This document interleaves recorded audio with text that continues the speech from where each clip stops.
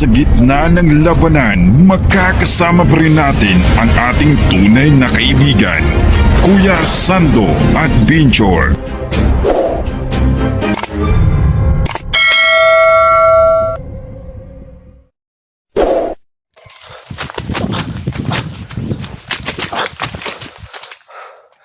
So mga tol, no, ngayon po, no, ako lang po ang mag-isa, no, na maghanap sa asawa ko. Kasi po si Jenny po mga tol, ano siya, no, may ano siya lagnat, no. So kailangan niya munang magpahinga si Jenny. So ako lang po muna ngayon, ang maghanap sa asawa ko. Kasi po nakuha po niya Kilvin at Commander Pungot at Commander Patik mga tol. So kailangan ko talaga hanapin yung asawa ko, no, at may takas ko siya. So mga tol, galing po yung asawa ko sa ibang lugar, no? Tapos umuwi siya dito kasi po, at kasama yung baby ko, no? Kasi po birthday talaga ng anak ko. So ngayon may plano sana ako na pagkatapos ng birthday, pabalikin ko yung wife ko sa ibang lugar, no? So kakalain ko lang na nakuha pala kagabi yung asawa ko nung nabili sana ako ng gamot. So kailangan ko mag-ingat mga tol, kasi ako lang po ngayon mag-isa.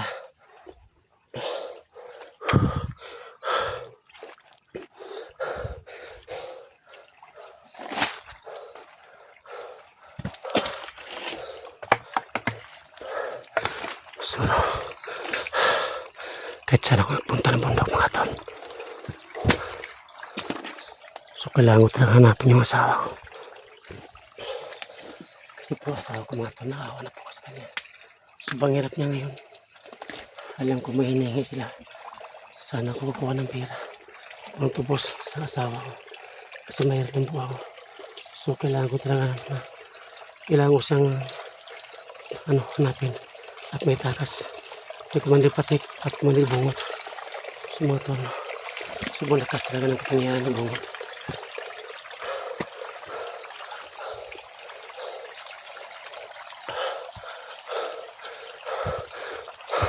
Sumatol, no, sobrang tahimik, no. Antay muna ako na umiinit yung agimat ko, no. Kapag may tao dito, umiinit po yung agimat ko mga tol, no. So kailangan ko talaga mag-ingat. Sana po Lord na gabayan mo po ako sa mission ngayon.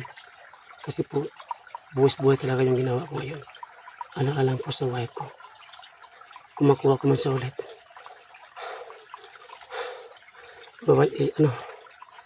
Babalik ko sa ibang lugar, no. Yung wife ko at saka baby ko mga idol, andun po sila nagtitira sa ibang lugar.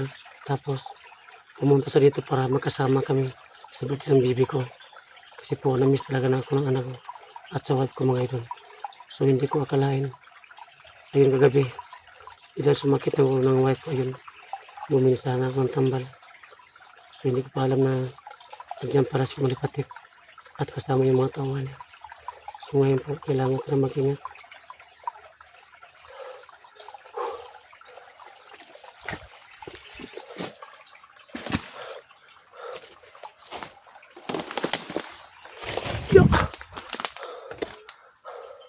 Sumatal, no? Parang ano yata umiit yung agimat ko. Alam ko may tao dito. Kasi po yung mga kalaban nito biglas na sumusulpot, no? Alam ko ang bawat galaw nila. So kailangan ko mag-ingat.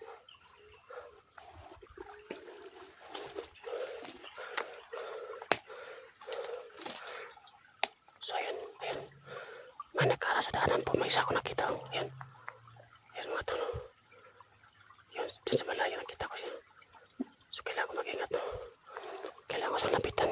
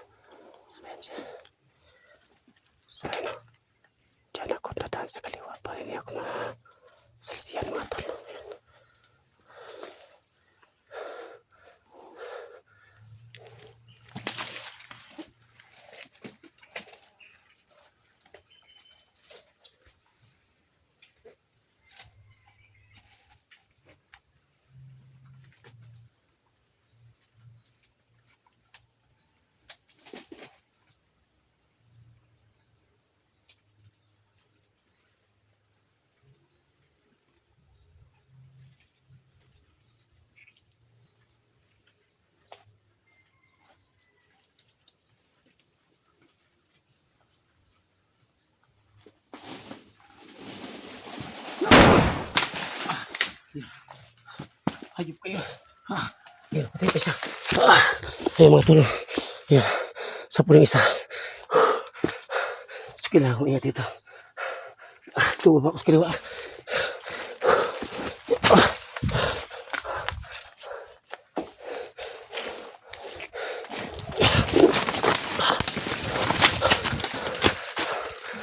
So alam ko na.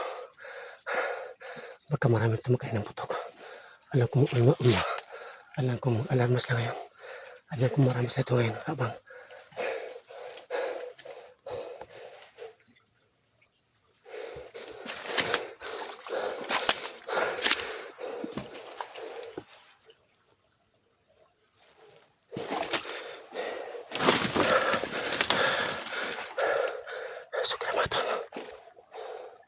so alam ko alam kong malarmas na ngayon kasi po alam ko marinig yung putok nga.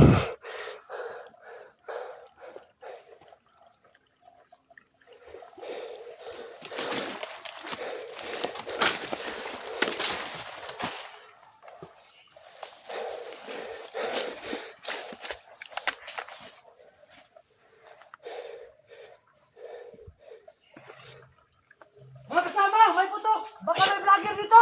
Ayan, may alarma no. So tako muna ko saglit. Ayan, nakita ko sa tao yan. So ayan, kaya ako mag-ingat.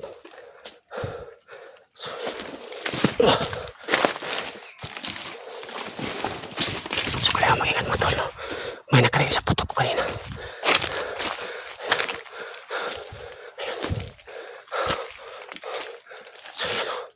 Kailangan ko mag-ingat to kasi po may nakarinig sa putok kanina. So itatako ko muna yung kamera ko, no? Ito mas maduman pa. Pag may dumaan dito, hindi niya makita.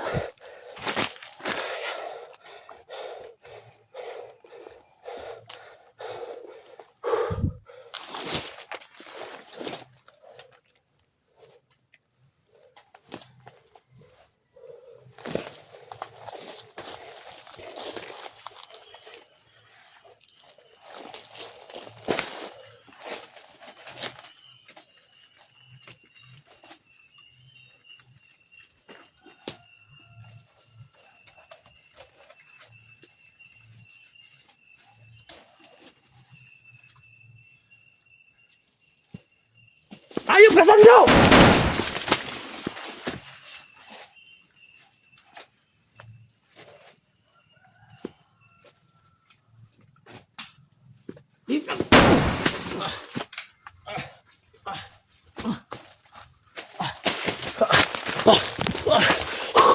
Ayun ba to? Hindi na patay ako isa yun. Ito si Babaw. Alam ko marami sa ngayon ito. Kaabang.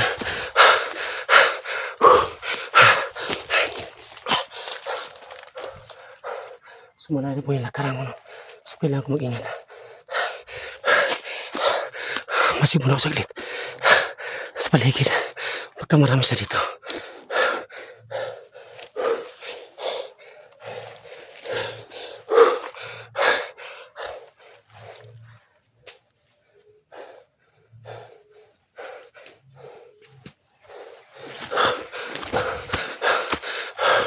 So kailangan mag-ingat to. Ayun, dalawa na patay ko.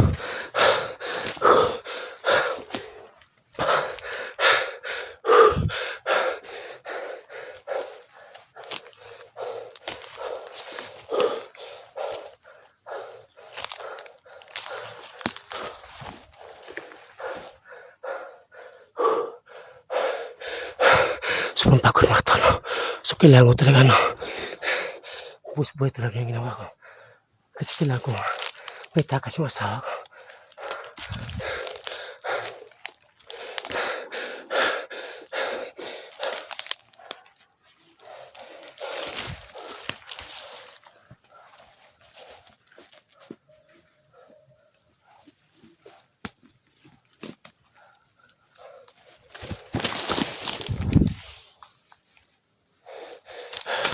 So wala na.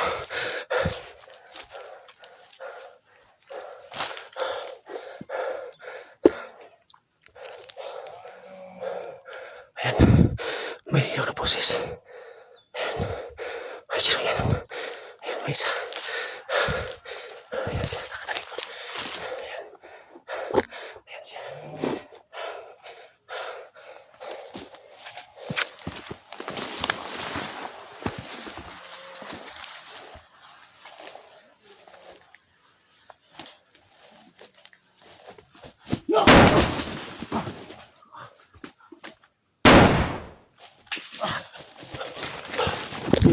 Ito yung isa. May nakambus na. Sino ko yan? Parang bus yata ni Kelvin.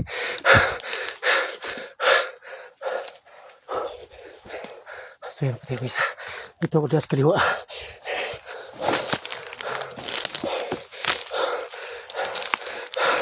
Parang bus yata ni Kelvin. Nanay ko.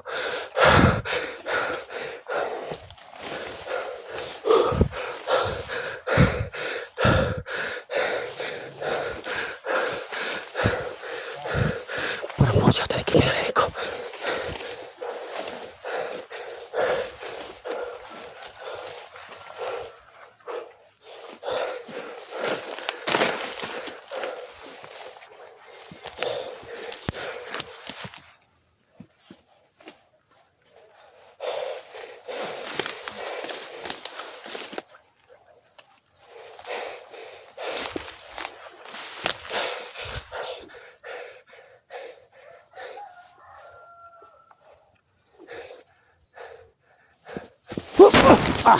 Ayan.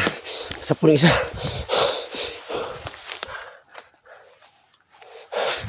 Ayan. Patay yung isa.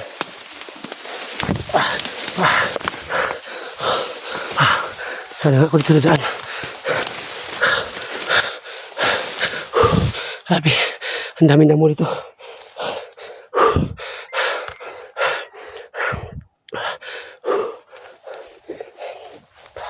Ito muna ako saglit.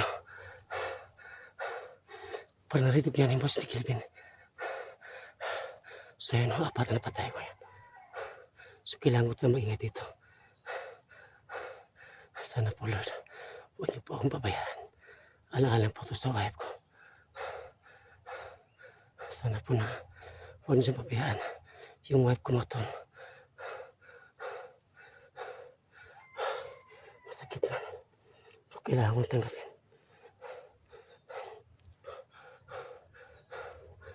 Sana po Lord, huwag niyo po akong pabayaan. Igabay mo ako sa paraan ng nakinabukasan po. Alaalang po sa pamilya ko. Alam ko mamimiss yung bata ng mama niya. Maghanap naman yun. So kailangan ko mas may takas. So nabasa namin yung kapal sa sulat mo. Nahingi siya ng 5K o 10K. At dalawang sakong bigas. So walang-wala talaga akong maibigay. So ang plano ko lang na kailangan ko sumitakas. Kaya may nilalaw ko ng usapan. Ayan. May nilalaw na boses. So hindi mo na ako lalabas no. Antay mo na ako ng tiyempo no. Hindi po ako magdadali. Pupunta ko sa kabilaan.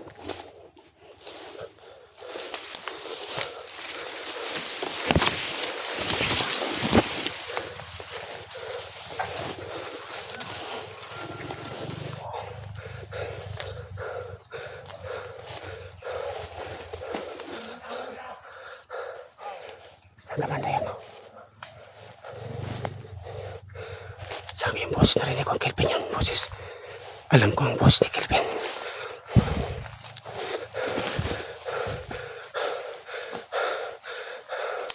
Parang ko sa ibabaw. Ang layo pa. Ayan, malayo pa konti. Yung narinig ko ng boses.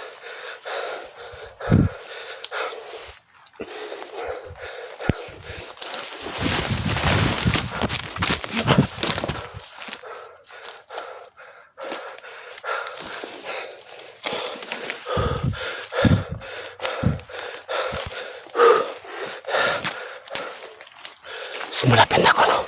Saan narinig ko ng boses? Titunog masasaglit.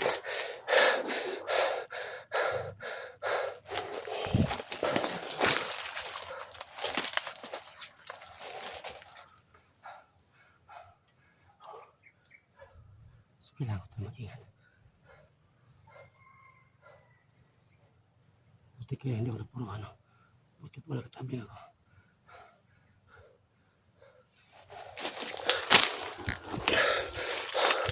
Dito ko daan sa bahay. Maraming namo. Para hindi lang ako malata. Papuntahan ko yung narinig ko na boses na.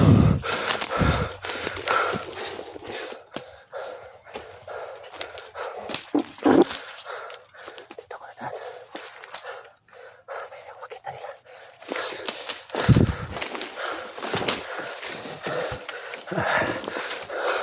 Dami ang dito. Tunog. Mas mandami ako. Pagkahirap. Dito ko sa kabila.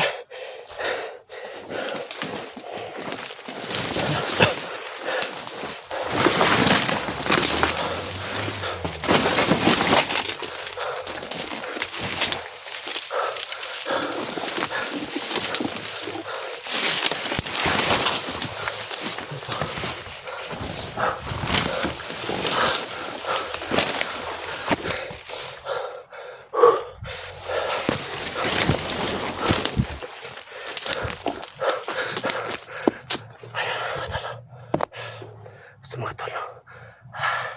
Katop muna ako, no? Hanap muna akong plano, no? Kasi dito na narinig ko yung boss kanina. Parang boss yata. Sando! Sando! Ayun. Parang boss yata ni Patik yung puti hindi ako nakita niya. Ayan, bumalik siya. Kasi hindi niya ako nakita. Sa mga tol, no? Kailangan ko makatop, no? At hanap po akong paraan kung ano po ang dapat kong gawin. So, abangan niyo po ang next video. So, kapit po yung lahat.